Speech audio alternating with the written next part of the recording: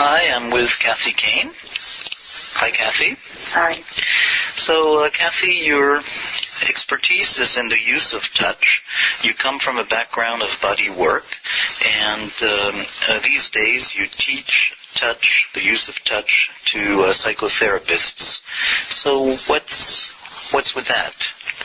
Well, I think that there is sometimes this presumption that the touch skills that you need in the context of counseling or psychotherapy are the same skills that you need in the context of body work, which isn't actually the case. And sometimes people are a little concerned about integrating touch not only from the ethical side, but from that perspective of, I'm not sure how it is that I'm going to understand what I need to do with touch, thinking they need to understand it at an anatomical, technically correct level. And really, the skills that you need to integrate touch in a psychotherapeutic context are more about how the touch supports the process in which you're engaged with the client. Okay, so in other words, when, as a psychotherapist, when we hear the word touch, we kind of tense up thinking of becoming something we're not. But what you have in mind is using touch to support the process that we are familiar with and skillful about. Yes, because you can think of it as another form of possible communication. So you have the body language, you have your verbal language, you have eye contact, you have the therapeutic alliance. All of those things are supporting the process in which you're engaged with the client, and touch is just another potential tool to facilitate something that you're already underway with, or that you have a specific idea that you want to enhance the process that's taking place. So, is it possible maybe to have some examples of how it works as another form of communication, another tool? Well, one of the things we can talk about would be the different types of touch that you might use in a psychotherapeutic context that would be, in many cases, quite different than the type of touch you would use, say, in a more bodywork or physical therapy, repair-oriented context. Mm-hmm. So just some possible examples would be, you could be using touch for what you might call containment. So the client perhaps is feeling at the limit of their ability to manage the process that has somehow been initiated. And you might be doing something like a gentle contact on their shoulders, or perhaps your foot touching their foot, or something that helps them kind of ground and contain the process that's underway. You might be using touch as a way, you might call it listening touch, where you're actually gathering information about the somatic expression of the process that's underway. So maybe we can go a little more slowly, just to make sure it sinks in for people who are not that accustomed to it. Mm-hmm. The first one you mentioned is a sense of containment. So you're sensing the client's activation, agitation, and something as simple as a hand on the shoulder, touching the client to calm down.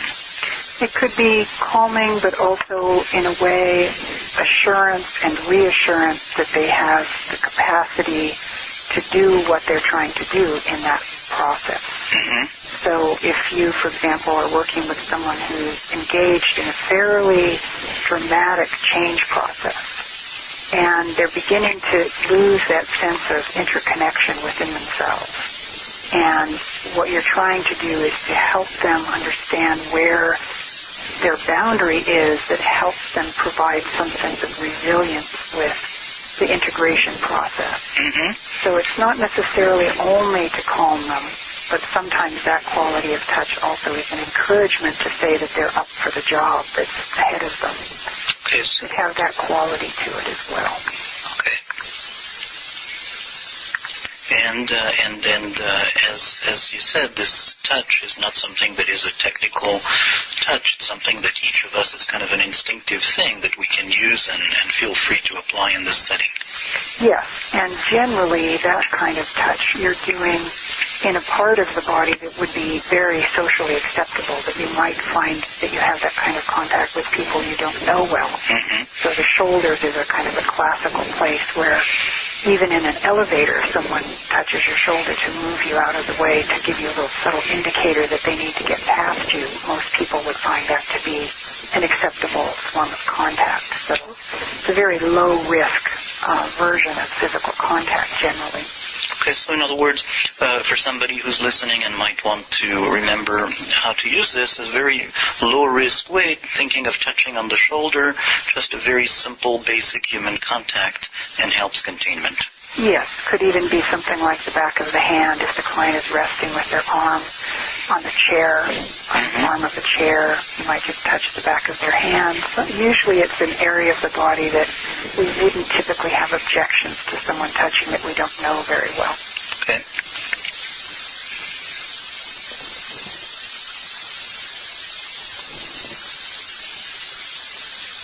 Then you mentioned another one. Listening. And that is typically a quality of contact that has something you might call invitation or a curiosity, where you're using the contact to gather information about the state generally that the client is in, perhaps inviting that state to arise a little bit more. It has the quality of being rather quiet, really focused on what is happening within the client that you are attempting to gather information about. So it's a little bit the equivalent of that slightly tension-filled silence that happens when you're waiting for a client to speak something. It's got a little bit that same kind of quality but translated into physical contact. So in a practical way, what would be an example of that? If I'm really trying to get a sense of maybe the layering beneath that the client perhaps has given what seems like perhaps a simplified, superficial explanation of what's happening, a very undifferentiated, I'm feeling like I'm buzzing. And I want to get a little bit more information about what might be underlying that quality than having my hands, again, in an area that's acceptable for the client, where I can learn a little bit more about the nuances of that state, and perhaps then invite a little bit more of what is in the complexity of it to come to the surface for the client to be more aware of it, for me to be more aware of it, to perhaps even verbally ask questions about what else they're noticing. That would typically be a way that I would be using that kind of contact. So you're gently touching the client, again, in a place that's very acceptable, not a risk, and you say it's invitational. So there's something in the attitude of the therapist, as the therapist does that, that's a different intention or a different attitude. Yes, and very often that's all that's making the difference is the physical hand placement may not vary much at all. From the outside, it might look as if you're doing the same thing. But again, there's a difference between a practitioner sitting quietly, just enjoying a peaceful moment with a client, as compared to the client being just about to reveal some very deep piece of information. There's a kind of expectancy in that field between the therapist and the client, and that listening contact has a little more of that quality. It's not a static, we aren't going anywhere form of contact. It's got a little bit of a feeling of activity within it, because there's a quality of I'm inquiring about something and there is likely to be some kind of response from the client. Yeah, so there's a two-way communication there. Yes. Yeah. Yes. So you mentioned other form of contact? So another common version might be what's often referred to as inhibitory. And that would be the kind of contact that you might use when you're trying to slow a process. And that would be something where you maybe have the feeling that the client is about to exceed their limit of ability to manage the process that's underway. And there's often this little sense of maybe dragging back a little bit. Not so much pulling the client back as the contact itself has this quality of dampening or inhibiting, so that the escalation of what's happening is slowed. And that's often where the practitioner is feeling like there needs to be a little more external management of what's underway. And very typically it's when you're seeing that the client is looking like they're right at the edge of their capacity. So the client is at the edge of their capacity and the therapist does something, this form of contact. What would be an example of it? Well, one of the common ones would be especially if they're beginning to escalate up into a physical movement that might move out of control. If they're maybe being flooded by flashback images or something like that, that it starts to feel like they can't even physically contain the memory or the rush of feelings that happen. Very commonly there'll be a little bit of pressure, even a little sense of a movement back away from the direction that the person might be escalating into. If it looks like they're going to be moving up out of their chair, for example, you might be doing something not that presses them into the chair, but gives them that sense of being a little bit slowed. Very commonly with this kind of physical contact, there's also language going with it, where you say, slowly, slowly, that's it, easy, it's okay, sort of reassuring and slowing the process, both verbally and physically. So in all these cases, the touching is almost, you can think of it as a continuation of the language. Yes, it is. Sometimes it's a substitute for the language. Sometimes it's a support where the verbal language is the primary communication and you're just offering congruence with a physical form of communication. And sometimes it's really accompanying it, doing really the same thing. It's extension of the verbal language. But you mentioned in this case that the client, it's a case where you do this when the client is starting to get activated, is starting to, there's a lot of energy going on. So one of the fears that people who are not accustomed to touch have is, what if the touching itself is actually something that the client cannot tolerate? Well, obviously that has to be taken into account, ideally from the very beginning of the process, so that there's a clear contract about how touch might be used, the purpose of it. I prefer that there be an explanation of the different kinds of touch that might be used. Typically, once the client is used to the physical contact, then the careful screening of the touch can drop a little bit more into the background. But certainly at the front end of the process, I really think there needs to be clear informed consent by the client that touch is acceptable, and you might talk as using examples of the different ways that touch might be incorporated.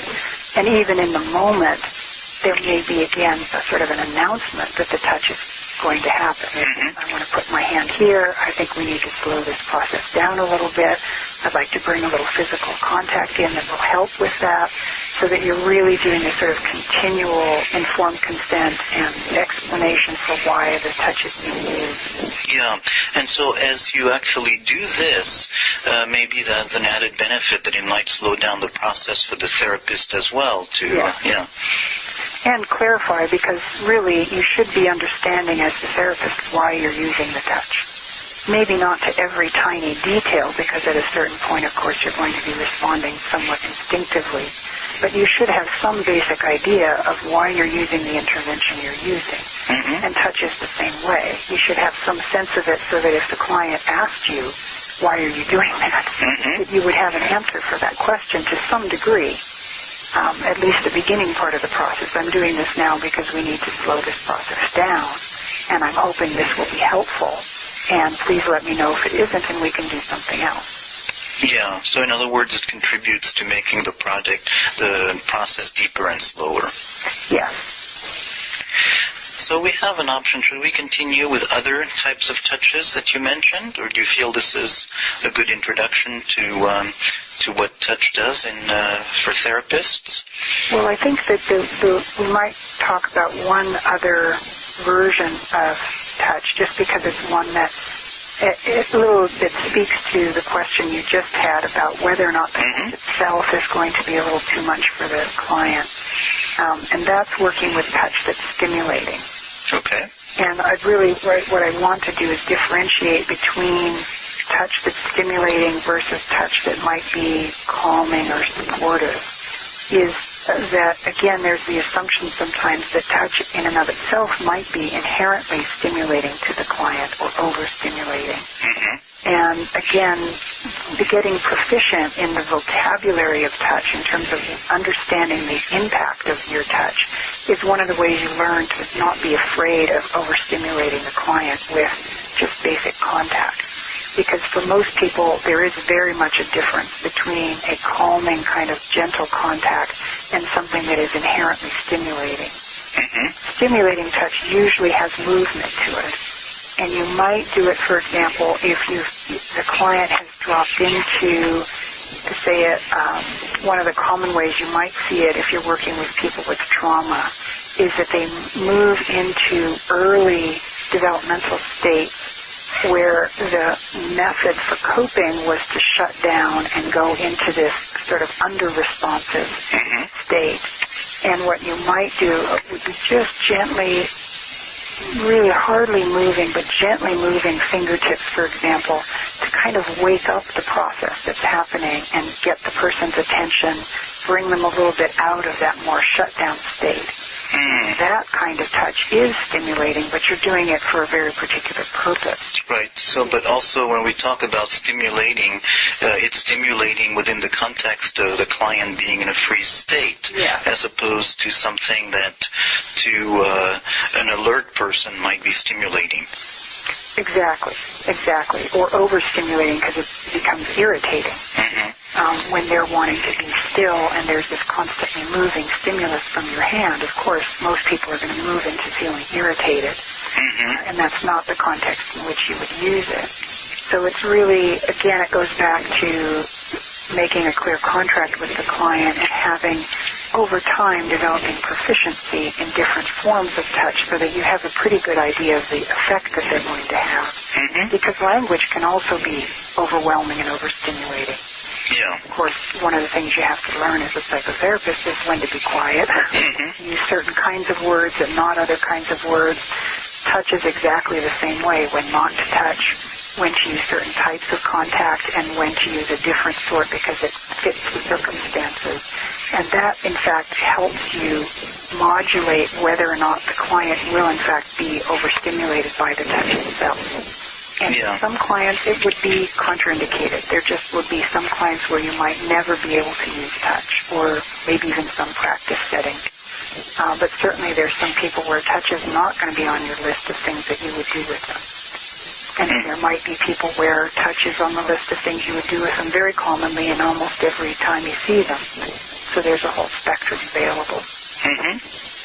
So in a way, this brings some elements of answer to the question of why, as a therapist, would you want to use touch with clients? And I think one of the things you said earlier is that it helps integrate. There's something integrative about touch. Do you want to talk a little bit more about that?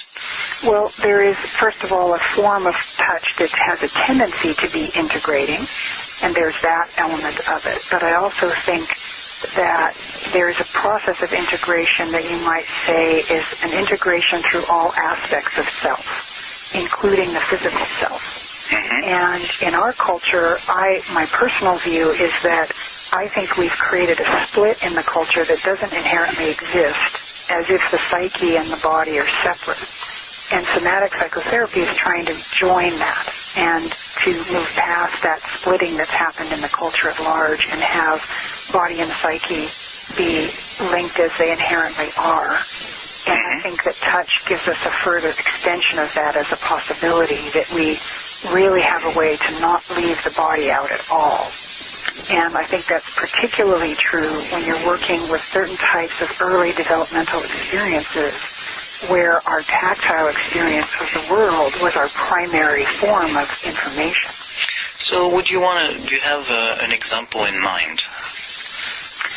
Well, if you take a person who has had early neglect and the process of learning to self-soothe was perhaps interrupted because they were isolated. You could have either someone who's in a hospital situation, especially further in the past where we didn't know that babies needed to be touched. So perhaps they were isolated in an incubator, or they had parents who were ill shortly after the birth process, or separated from parents. We see that in children in orphanages, particularly in countries where they don't have a good ratio between the number of children and the number of caregivers. And perhaps that little baby didn't really get to have the tactile, both the tactile stimulation, but also the calming influence of the touch from caregivers.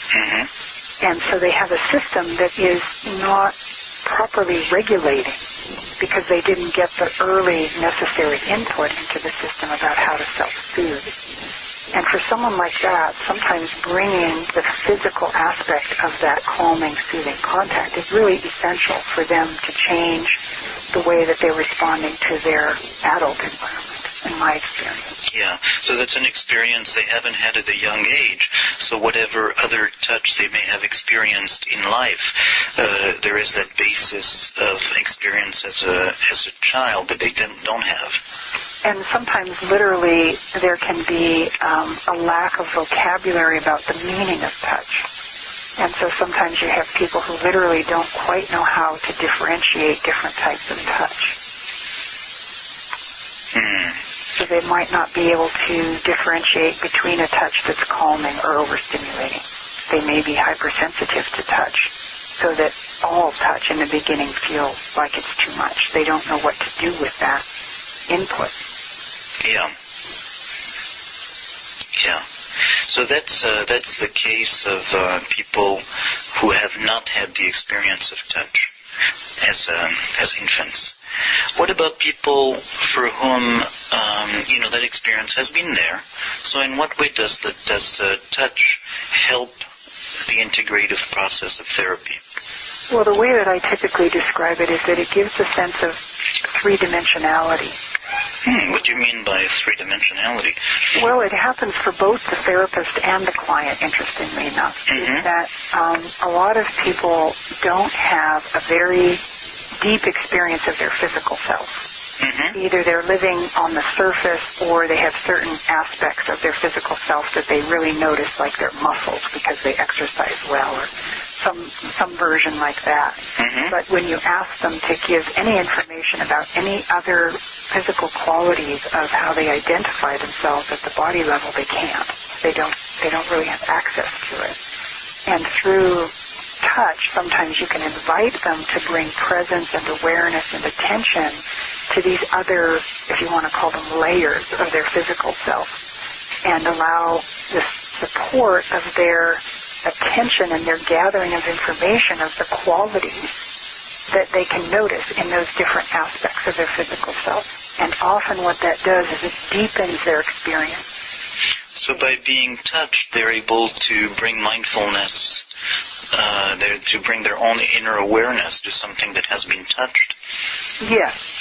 And that's the interesting thing, again, when there's proficiency on the part of the practitioner. Certain types of touch end up making the client more aware of themselves, not of the practitioner. It deepens their own internal experience of self. And that deepening and the differentiation that they may notice, for example, that their experience of self is different when their attention is in their bones versus when it's in their muscles. They might feel like quite a different person, so to speak. That's what I mean by the three-dimensionality. They begin to have this more refined and detailed experience of different parts of their physicality. Yeah. So it's no longer just a surface thing of touch. It's really a question of feeling everything that's inside. And very commonly they extrapolate from that experience to other aspects of their life as a whole or their behaviors. They begin to see some similarities between these physical qualities and the way they are out in the world. And at the same time, that process often happens for the therapist, where they begin to have a sense of knowing other aspects of the client than they may have seen in the other interactions they had that didn't include touch. So for me, this is coming from what I hear back from therapists after they've learned to integrate either physical touch or what you might call touch awareness. They have some practice of the use of touch in the classroom setting. They may not be touching their clients in their practice, but they know what the client would feel like if they touched them, because they've learned to make the translation between what they're seeing and hearing and what they felt under their hands in the classroom setting. Is as they move into that kind of depth of touch awareness, they develop a greater proficiency at supporting that three-dimensionality. So you're saying that for the therapist, having the experience of being touched helps calibrate a way of looking at clients that is more sensitive to what happens inside. Yes. And an example might be a person that came to one of the trainings that I did who was working in the prison system. And he was very clear when he came to the training that he was not going to be touching any of the prisoners that he was counseling. But what he reported back as he began to use the awareness that he developed from the classroom is that his understanding of what was behind their surface presentation really changed. And he started to learn to respond to what he was seeing in their body postures and how they were managing their weight and their facial expressions, the quality in their tissues. It was visible to him in a different way, and he noticed that it caused him to respond to them differently, which in turn caused them to respond to him in a different way. And he noticed this quality of deepening of a sense of connectedness in the relationship without actually using physical touch at all. It's so that's in a way this is an extreme form of touch that certainly even people who have either ethical problems or legal problems about possibly touching in their state or could use. Right, and sometimes the practice setting just doesn't allow it. There are certain practice settings where it's just going to be so problematic to try to incorporate it that it's easier not to. And the other thing is that there's this whole spectrum of ways to include the body that don't necessarily include touch. And again, having some proficiency in having different tools available can then be very helpful. So perhaps you have a good way to track the breath as it moves through the different tissues in the body, the different regions of the body, or have ways to have the client move. There's other things certainly that you can do than touch. My preference is that we have more inclusion of touch in the psychotherapeutic setting, because I think as a culture we've gone too far the other direction. We're prohibiting it when sometimes it's really the ideal tool. It's always a balance of really what's the appropriate setting and with the right client and the right at the right time in the work that you're doing. So we've come to, in this conversation to talking about touch where you might actually not even physically touch people. Now I want to go back to maybe the touch that people are more accustomed to, the touch of body work and the sense of touch as something that helps alleviate pain. What would you say about that? Well, again, I think that there's different possible approaches to working to alleviate pain. One can be on that more bodywork side, which might be focused on repair and making sure that all the body structures are working as best as they can and all the different layers of the tissues have been addressed. And then I think that there's this other element that's very much within the realm of a psychotherapeutic process, which is to alleviate pain that's partly arising because of bracing and constriction and the kinds of reactions that people have to life experiences that really so much get held at the body level. And I think whether it's the use of touch or otherwise, that's such an appropriate place that a somatic psychotherapeutic intervention can be helpful. Because really that the reaction of our physical self to life challenges is sometimes what is producing pain.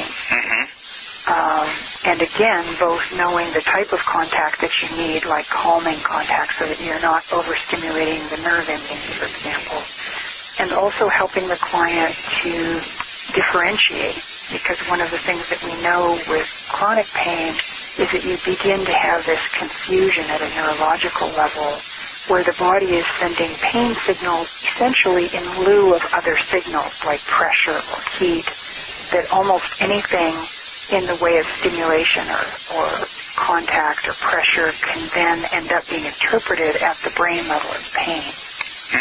And I think, again, having a proficiency in assisting the client in beginning to have really clear, refined awareness at the body level can really help to alter that miscuing that happens in chronic pain pattern.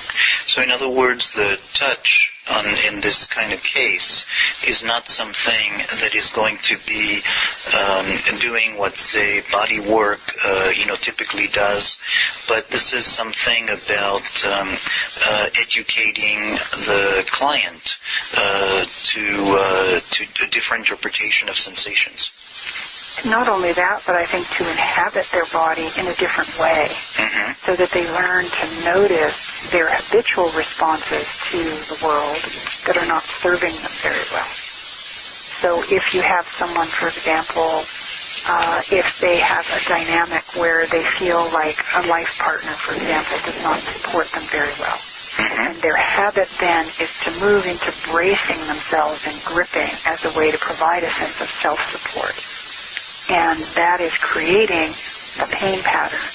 Having someone who's very skillful at helping them work both the dynamics that may be happening in the relationship and at the same time able to notice their habitual body responses can be so effective.